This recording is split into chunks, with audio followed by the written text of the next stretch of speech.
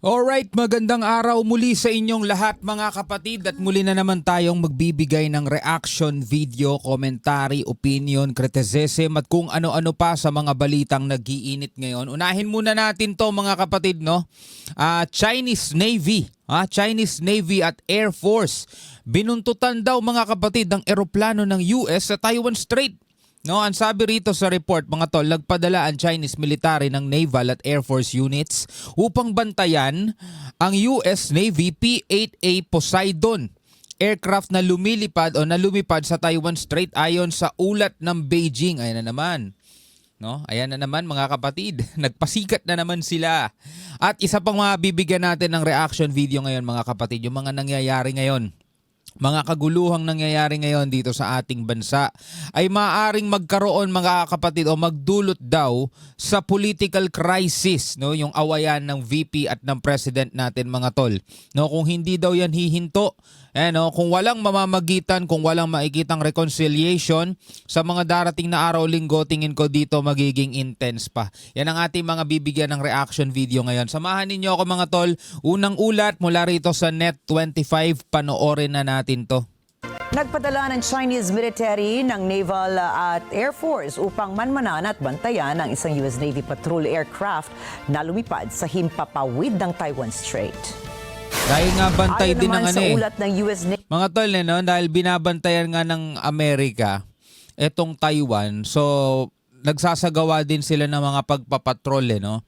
Ang sabi nga doon sa report kahapon o kanina, mga tol, na napanood natin, yung US at saka Japan, meron na silang missile plan o bubuo sila, nagkasundo silang bumuo ng missile plan kung sakasakaling lumala ang tensyon sa Taiwan at saka sa China, mga tol. No? So pinaghahandaan na nila yan. Himpapawid ng Taiwan Strait. Ayon naman sa ulat ng US Navy 7th Fleet ay nagsagawa ng isang flyby ang isang P-8A Poseidon Maritime Patrol Aircraft bilang patunay sa isang free at open Indo-Pacific. Sa pahayag ng naturang ahensya, nakasaad na by operating within the Taiwan Strait in accordance with international law, the United States upholds the navigational rights and freedoms of all nations. So may karapatan naman ang lahat ng bansa, mga tol, na dumaan. No, yun ang isa sa mga inirereklamo nila mga tol sa China. Kasi ang nag-feeling mga kapatid, itong China, na pag-aari nga talaga nilang lahat yan. So kahit dumaan ka dun sa Taiwan Strait na yan, o dumaan ka sa ibang bahagi ng South China Sea, pinupunan nila. Nagpapadala agad sila ng mga eroplano, o nagpapadala agad sila ng kanilang mga kampon. Kampon mga tol. Pero dito, ang sabi rito, by operating within the Taiwan Strait is accordance with international law. Pinapayagan naman ng international law yun eh. The United States upholds the navigational rights and freedoms of all nations. So kahit saang bansa mga tol, kahit anong bansa, pwedeng dumaan. No? Kaya nga ayaw payagan ng US o hindi makakapayag mga tol ang Amerika na pagharian yan ng China, itong South China Sea. Kasi dito daanan to ng iba't ibang mga barko mga tol ng pangkalahatang kalakaran mga tol, mga trade sa iba't ibang galing sa iba't ibang mundo. Mundo tol, bansa. 'Di ba? Diyan dumadaan doon. So kung magiging kontrolado ng China yan, baka magpataw pa sila ng kung anong batas diyan mga tol, 'di ba? So hindi papayag ang US doon. Isa namang pahayag na inilabas ng Chinese military ay kinundina ng ahensya ang naturang gawain na tila mapanlinlang umano para sa international community. O, di ba? Kinundina nila. Di ba? Kinundina nila. Ayon sa Chinese Eastern Theater Command, the relevant remarks by the U.S. distort legal principles, confuse public opinion, and mislead international perceptions. Mahirap ng paniwalaan tong sinasabi ng China, di ba? Hirap paniwalaan yan. We urge the U.S. side to stop distorting and hyping up and jointly safeguard regional peace and stability. Pero mo, dumaan lang no? Samantalang sila mga tol, di ba? Nagpapalipad sila sa airspace ng Japan. Yun talaga, airspace ng Japan yun teritoryo nila yun Di ba? Tas wala silang kahit na anong pasabi, wala silang kahit anong pagpapaalam mga tol. Talagang bigla na lang silang daraan doon. O di ba minsan may mga nababalita tayo mga tol, may mga Chinese research vessels nasa Philippine Rice. Anong ginagawa nila yung kabilang bahagi na ng Pilipinas yun? May paalam ba sila? Wala rin eh. Sabi naman ng Taiwanese Defense Ministry ay naganap ang naturang flyby ilang oras matapos ang tawag sa pagitan ng mga defense chiefs ng China at Estados Unidos. Diba? Yun ang mahirap sa kanila mga tol. Yung gawain nila, ayaw nilang magpaano eh. Yung gawain nila mga tol, inirereklamo nila kapag yung ibang bansa ang gumagawa eh. Hindi naman dumaan sa airspace nila o sa karagatan nila mga tol. Hindi naman nila teritoryo yun. Taiwan Strait yun. Pero nirereklamo nila yun, di ba? So ngayon, dako tayo sa usaping politika o usaping problema. Hindi na usaping basta-basta politika, no? Problema na ng Pilipinas to mga tol eh. Ito sabi sa report ng UNTV, no, awayan ni na PBBM at VP Sara maaring humantong sa political crisis kung di matitigil. Yan ay sinabi ng isang analyst, no. Ito si Professor Dennis Coronation. Mga tol, panoorin natin to.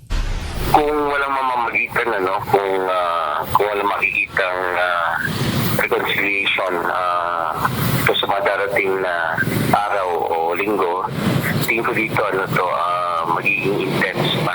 Mas magiging matindi pa ang bangayan sa pagitan ni na Pangulong Ferdinand Marcos Jr. at Ang problema mga tol sa bangayan na to, mga kapatid, no. O sige, sabihin nating bangayan nga talaga. Kaso ibang klase tong bangayan na to mga tol. May mga nangyayari, mga threat pa, mga bantaan pa, no.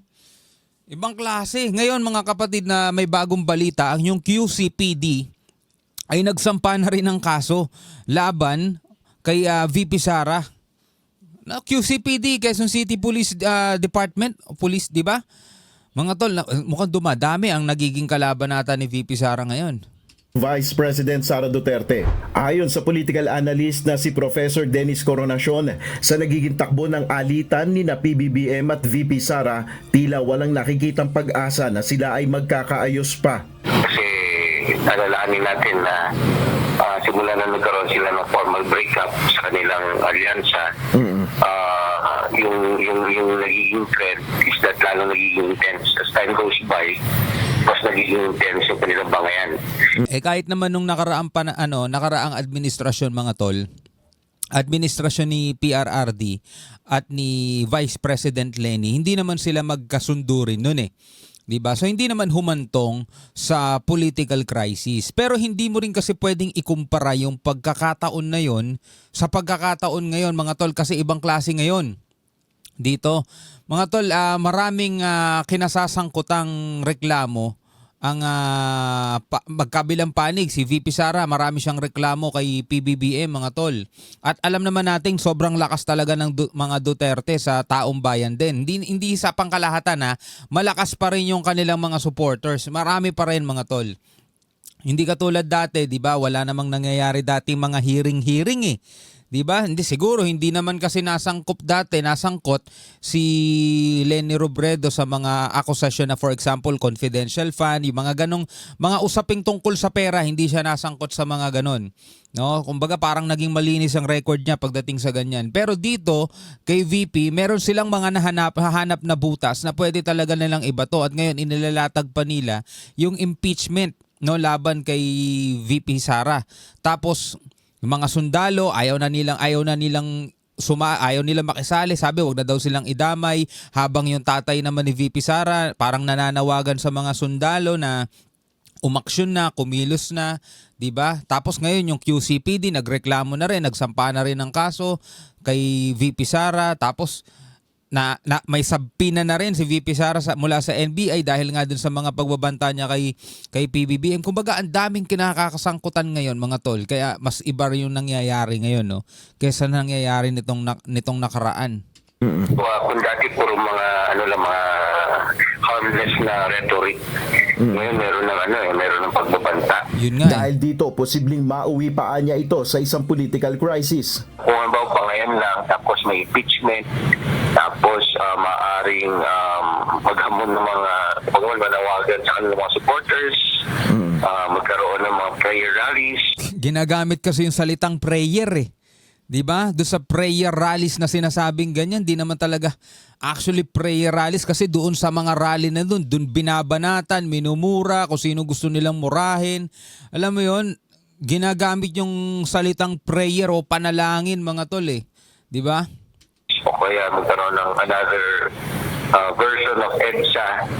Yun ang political crisis na nakikita ko.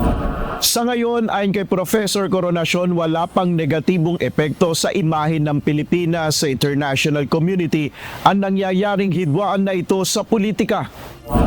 Pero ang gusot na ito ng dalawang kampo ay hindi na dapat anya magresulta ng political instability o kaya naman ay civil unrest na tiyak na makakaapekto na sa ekonomiya ng Pilipinas. Kung anumang sitwasyon na may tuturing na isang parang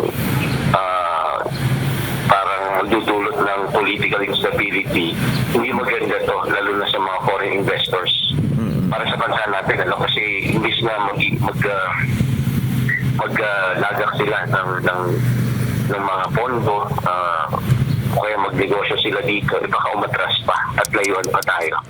Nel Maribuho, UNTV News and Yun Red. ang mga problema. No? Pero pinaka-problema pwedeng harapin ng bansa, mga tol, kapag ka talagang nadamay ang taong bayan, meaning supporters versus supporters, nagkaroon ng tinatawag na talagang labanan na, no? Pati mga tao nag-aaway. Kaya nga mga kapatid, ang panawagan natin lagi, tuwing nagbibigay tayo ng reaction video dito, sana wag na tayong makisali, no? Mahalagang nalalaman lang natin para sa sarili natin meron tayong pagtitimbang kung ano yung tama at mali, 'di ba? Meron tayong pagtitimbang. Hindi ka dapat tumitingin sa pangalan, sa apelyido, sa kulay ng politika. Wala ka dapat tinitignan doon. Wala ka dapat pinapanigan sa kanila. 'Di ba? Wala ka dapat pinapanigan sa kanila. Pwede mong sabihin tama si ganito, mali si ganito. Siguro hanggang doon na lang. Pero yung tipong dadalo ka sa mga panawagan nila, parang nagpapagamit ka lang sa kanila eh. Pag ikaw umatin pa para sa mga rally-rally nila. Kasi magbe-benefit sila doon mga tol eh. Halimbawa, nanawagan si Duterte na mag-rally, dadalo ka naman dahil supporters ka niya. Manawagan yung kabilang kampo na mag-rally, so supporters ka naman ng Marcos. Gulo lang din yun eh. 'Di ba? Mas maganda asikasuhin mo na lang yung buhay mo. Asikasuhin mo na lang yung hanap buhay mo. 'Di ba? Lilipas ang panahon, matatapos ang termino niyan, dalawang yan. Sabay yan, mga tol, 2028 sabay yan. Panibagong administrasyon na naman. Sana wag na tayo magpa-apekto doon, 'di ba? Anyway, bilang isang Pilipino, ako nga pala si Shobal D, mga kapatid. Pwede ka magbigay ng komento sa ibaba. Hanggang sa muli, ako nga pala si Shobal D. Peace out.